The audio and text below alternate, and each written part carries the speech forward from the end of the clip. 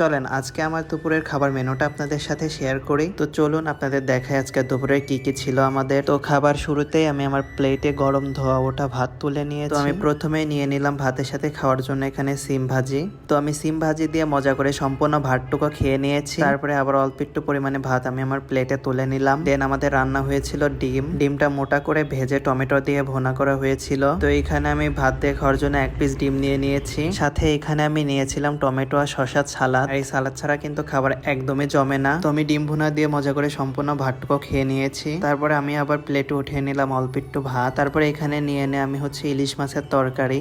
আর এই ইলিশ মাছটা ফুলকপি আলু আর টমেটো দিয়ে রান্না করা হয়েছিল। আর এই শীতের সময় এই ফুলকপিটা প্রতিটি বাড়িতে প্রতিদিনই প্রায় রান্না করা হয়। আর এই ফুলকপিটা কিন্তু প্রতিদিনের তরকারি রুটিনে থাকবেই। যাই হোক আমি ফুলকপি দিয়ে ইলিশ মাছ রান্নাটাও খুব মজা করে খেয়ে নিলাম। তো ভাত খাওয়া শেষে আমি এখানে আবার মিষ্টি খাওয়ার জন্য এখানে রসমালাই নিয়ে বসে গেলাম। তো আজকের এই খাবারের ভিডিওটা আপনাদের কাছে কেমন লাগলো অবশ্যই কিন্তু আমাকে কমেন্ট করে জানাবেন। আজকের মতো এই পর্যন্তই। সকালে ভালো থাকবেন। আল্লাহ হাফেজ।